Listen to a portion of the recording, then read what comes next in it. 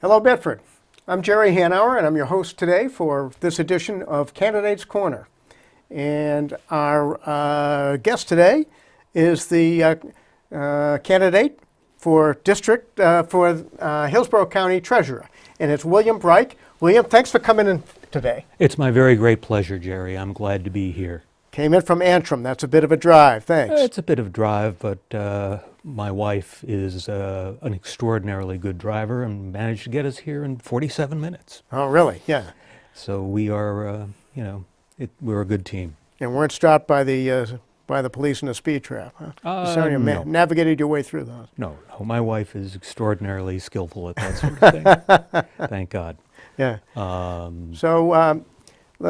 You're running for treasurer of Hillsborough County, and I think people don't realize how much money is involved with county government. If they could know how much of their local property taxes actually go to county government in the correction system and the justice system, I think they'd probably pay more attention to these interviews. I think they would too. Yeah.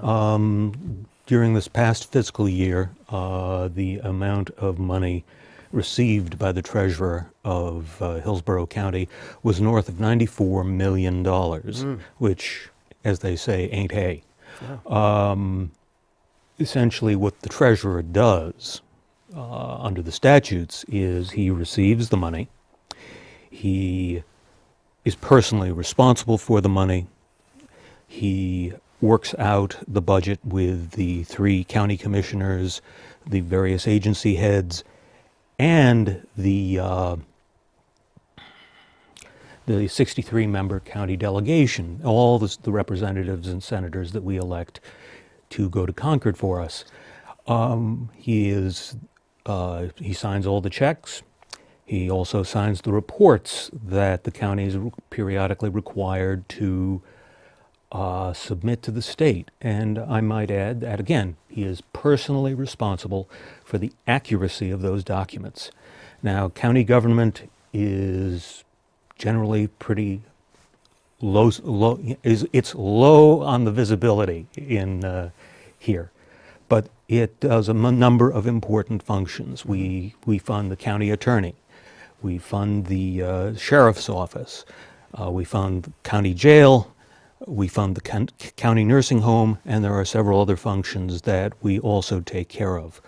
The key thing for me that led me to run for treasurer was that I'm very active in Antrim.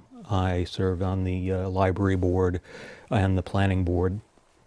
And what I began finding late last year, early this year, were concerns expressed by my older neighbors about whether they might be taxed out of their homes. And so the job had a certain appeal for me. I am not a CPA. I'm a lawyer. I've been a lawyer for 28 years. And I've been a bonded fiduciary for the last 12 because I'm the guardian of incapacitated persons. What this means is that because there's usually a pot of money, the malpractice that led to the incapacity, that led to the lawsuit, that led to the settlement, and most of these incapacitated persons are basically unable to enjoy anything save the best of care that I can arrange for them. I am used to submitting reports by strict deadlines. I do that all the time. The reason for that is simply that the statutes require it. I account for all the money, and I am responsible for it.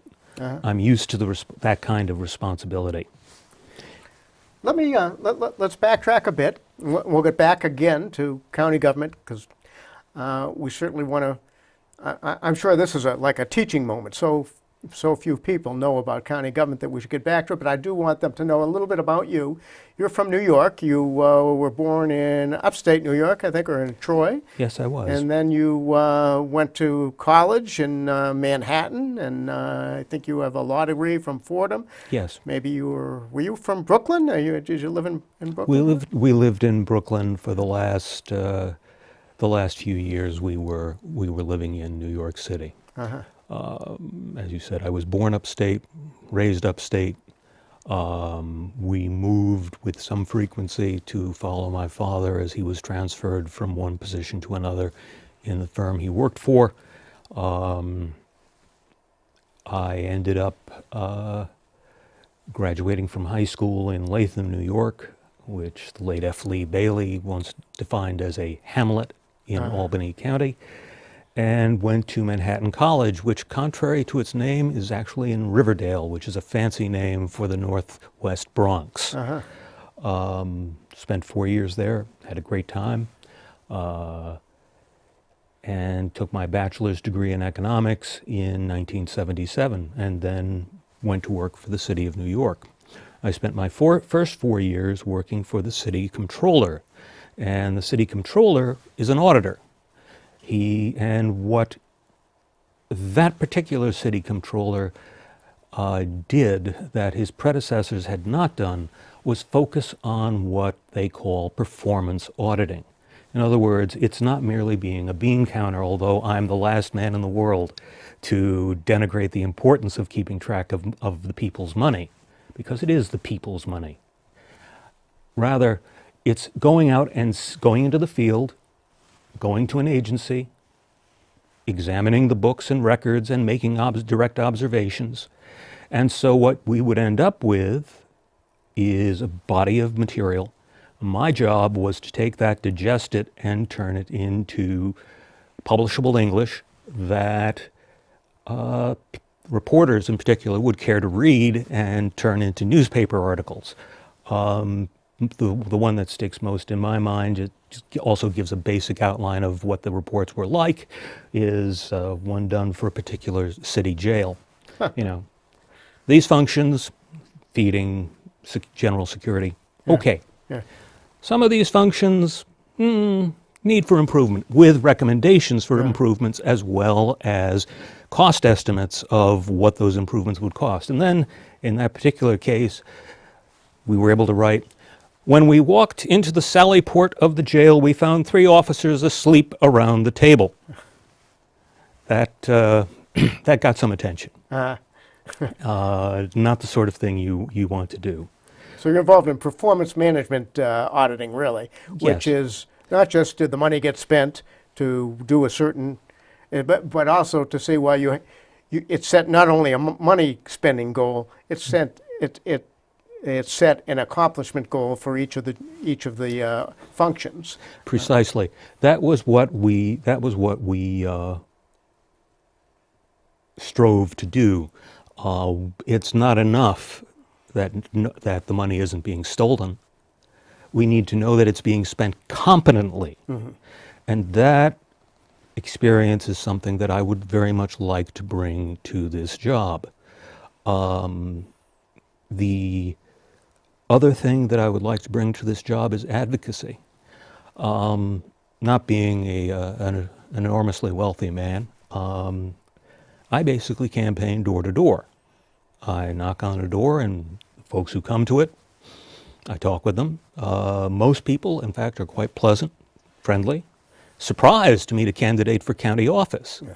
And so we talk about the issues. And the wonderful thing about campaigning door to door, aside from the fact that it's not terribly expensive, is that it creates a two-way dialogue. I am learning from the people, even as they're learning what the job of treasurer is about and a bit about me. This is important because, quite frankly, most politicians aren't close enough to the people to understand their needs. So what do I find going door to door? More of the same. People who are afraid on fixed incomes, Social Security, veterans benefit if they're lucky, afraid of being taxed out of their homes. Now, speaking purely for myself, When my wife and I moved here, we were paying about $6,000 a year in taxes. It's now $7,500. Now, why are these taxes going up? The reason why these taxes are going up is because the General Court in Concord continues to download functions to the towns and the county governments without providing the money to pay for them. And money that was traditionally provided by the state, including for a contribution to the pension system, is no longer there. Yeah. The consequence is that the money has to come from somewhere. It comes from the property tax. Right. We have this notion, or so I've been told by many people, the people I'm campaigning to, that New Hampshire, forgive me, New Hampshire is financed on sin taxes, on the income from the liquor authority, from the gas tax, from taxes on cigarettes, what have you. And the truth of the matter is, it isn't. 70% of all government revenue in the state of New Hampshire comes from the property tax. And the property tax is an unusually regressive tax. That is to say, you will find that for folks at the lower end of the economic scale, they will be paying 8 to 10%, sometimes much more, of their income in property tax. Folks at the other end of the scale, no matter how big their mansion may be, are paying 1-2% of their income in property tax. So it's regressive. And it is part of the reason why we find so many young people unable to stay here, even if they've been brought up here, because they can't afford a home, they can't afford the taxes. What I would like to do is to specialize in that issue, to be an advocate for the plain people of Hillsborough County, because quite frankly, we need one. Most county officials seem perfectly content to do what the law requires of them, and I'm not critical of that. I'm a lawyer. But you need to have a broader vision of what the job entails, and every public official should be, by his nature, an advocate for the people. And in this case, the issue that I will be an advocate on is the property tax. By the time I hit the ground running, I expect to spend most of the salary that they pay me, which is not that much, for the job on the gas between Antrim and Concord or Goffstown, where the county seat is, arguing against legislation that further downshifts expenses to the towns and counties. I want to be able to say to folks in Concord, testifying as the county treasurer, you pass this bill, you raise the taxes on my neighbor, Sally McGovern, by $200 a year. Do not have that on your conscience. And that is what I'd like to do. Well, I think that's admirable. I think most people don't realize what a big part county government plays in their property taxes. Yes. And so are there economies within, maybe just by performance budgeting would be a way to do it, but are there specific areas of savings at the county level that you can kind of identify at this point? At this point, one issue, unfortunately, it's not what's done is done, was pointed out by one of my running mates, Michael Conlon, who's running for a county attorney, in which he has spoken for months, long before the state attorney general got onto it, about how there was a lack of planning on the part of the county attorney's office for what they call felonies first, which simply means that instead of taking this is based on the old English common law. You first went before the circuit court. They decided whether to arraign you, and then you went to the superior court. Now those cases go directly to the superior court, and somehow every other County, the other 9 counties in the state, were completely ready for this transition on time. And Hillsborough County was not. And as a consequence, the county attorney went to the legislators for Hillsborough County and said, well, I need another $5 million in order to bring on more staff.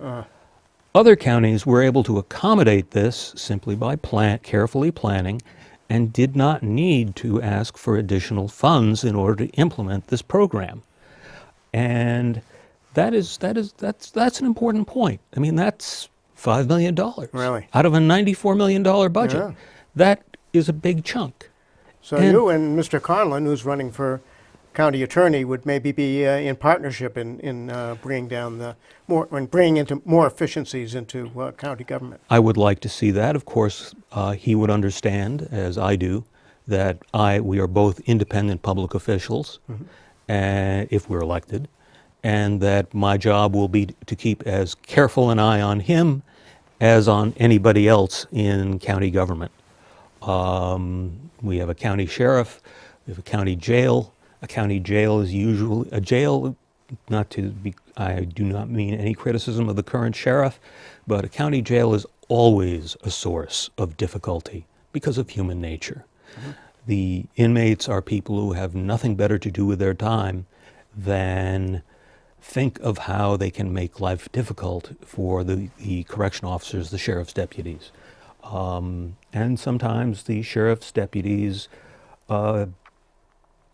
don't act as they should, whether through physical abuse of the inmates or, as they used to say in New York, undue familiarity. I spent the last 8 years of my career in the city government as a disciplinary prosecutor for the Department of Correction. I prosecuted employee misconduct, uniformed and non-uniformed, before completely independent administrative law judges at a separate agency called the Office of Administrative Trials and Hearings, OATH, really cute.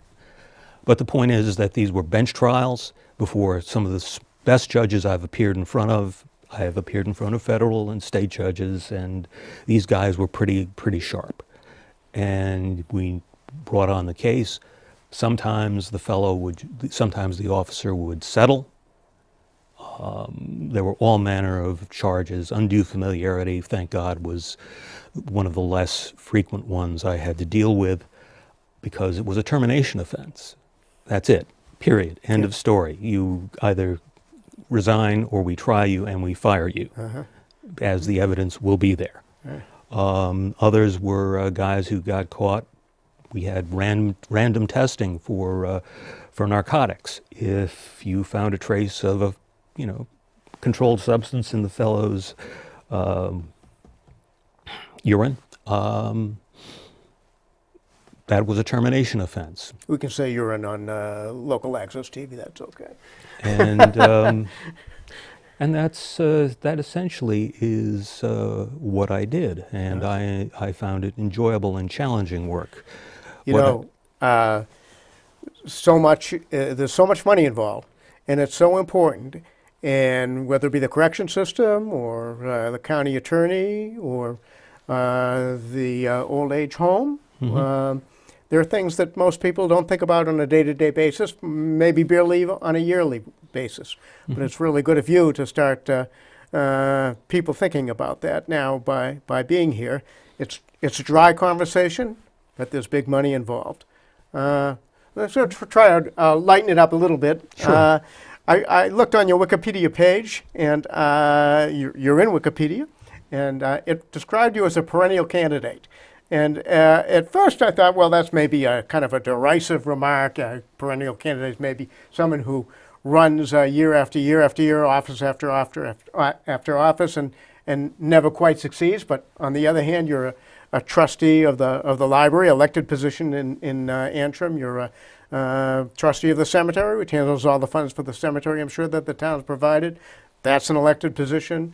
And really, I can see from discussing with you how much of an interest you have just in the smooth, efficient operation and running of government systems. So, you know, to refer to, I think it's a little bit not quite demeaning, but it doesn't quite acknowledge the seriousness of your career in public service. I just have to say that to you. Well, that's very kind of you. It's the term perennial candidate is a dismissive term, Yeah.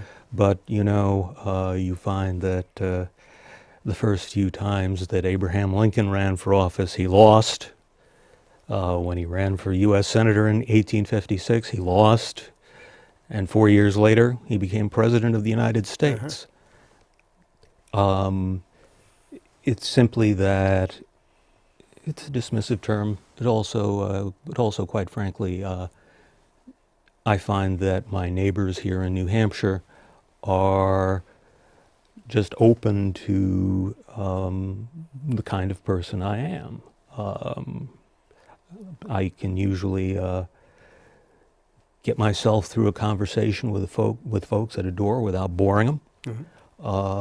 I tend to take the people very seriously, and I take myself rather lightly. And I think those are things that that is a quality that more politicians should have. But again, you come back to serving the people.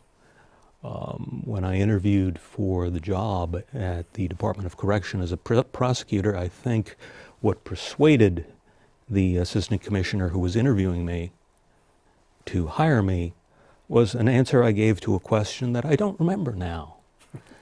But my answer was, that's what the people pay us to do.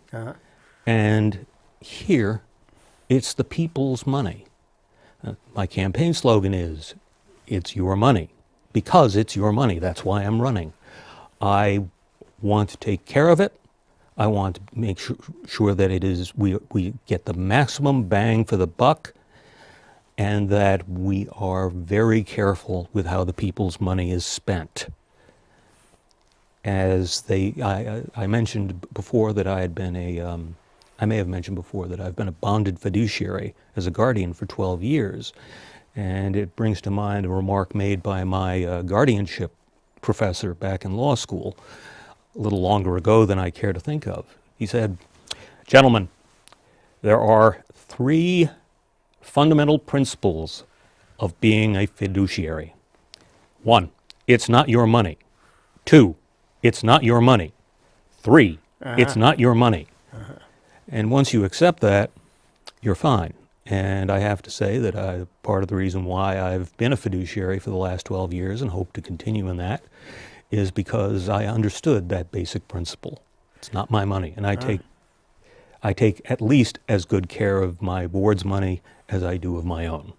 And I hope to be able to do that for the people of Hillsborough County, in addition to learning more about the individual economic problems of our towns, of our people, and serving them as an advocate both in Goffstown and in Concord, because we cannot allow the policy of the last 2 decades to continue.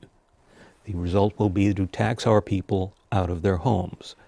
And quite frankly, that issue is not yet being addressed. Whether another system of taxation is acceptable, I don't know. But I think that we need to have a conversation about the system of taxation that we have.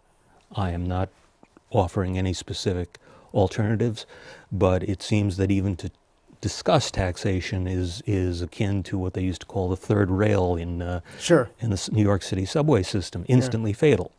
And the truth of the matter is, there might be a better way of doing it. I'm not saying what it is. I'm just saying we ought to feel free to talk about it. I don't think on the county level, maybe I'm wrong, are there any direct taxes that are levied by the county itself? No. So it's really It's the county share of the property not a part tax. of your job description or your responsibility as a candidate to worry about exactly where the revenue comes from, only whether or not it's being well spent. That is correct. Right. But the other point is that public officials should always be an advocate for his constituents. It's just the way it goes. I mean, I want folks to feel comfortable about walking up to me in Shaw's when I'm standing there in the produce aisle doing my shopping and tap me on the shoulder and say, "Bill, I have this problem with a fella in your office," or "Bill, I don't understand what this notice I've received from your office is about." And if I can explain it right there on the spot, I will.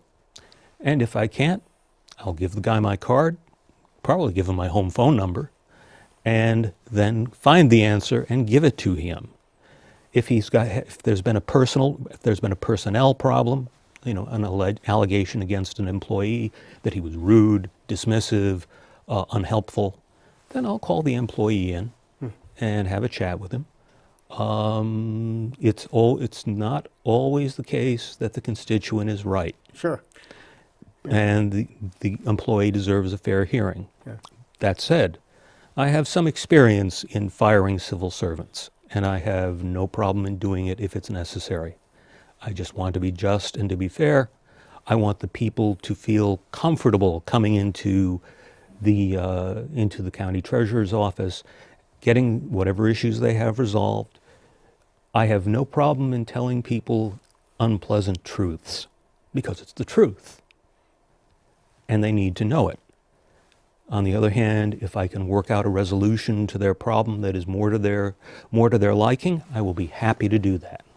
William, it's really clear from the three aspects of your candidacy and your personality to come through: integrity, desire for sure to be a responsible overseer of the public funds, and also to make sure that to the extent that you can in your position, that property taxes are not continually to be increased at the local and county level, for that matter, on account of state government's habits. But if there's anything else, maybe just to sum up for yourself, we got a minute left. If you'd like to kind of look in the camera and tell the Bedford folks how you'd like to help them as county treasurer. Well, I can say that I have been to Bedford 3 times in the course of this campaign, going door to door. The issues that I find here in Bedford are pretty much the same as I've found in Antrim or in Ware and Temple and the numerous other towns, so many now that in fact I've lost track, where I've been and just gone door to door, sometimes with folks from the community, more often by myself. I enjoy just walking up to a door, having no clear idea of who's going to be behind it. And what I've found even that folks who are supportive of the opposition party are usually welcoming, willing to listen, have intelligent questions, and the same goes for those who are sympathetic to my party. All right. Well, responsible, integrity, and a good guy, too. Thanks for coming in to Candidates Corner here in Bedford all the way. William Bryk, B-R-Y-K on the ballot, running for county treasurer. Thanks very much, Bill. Thank you for your time.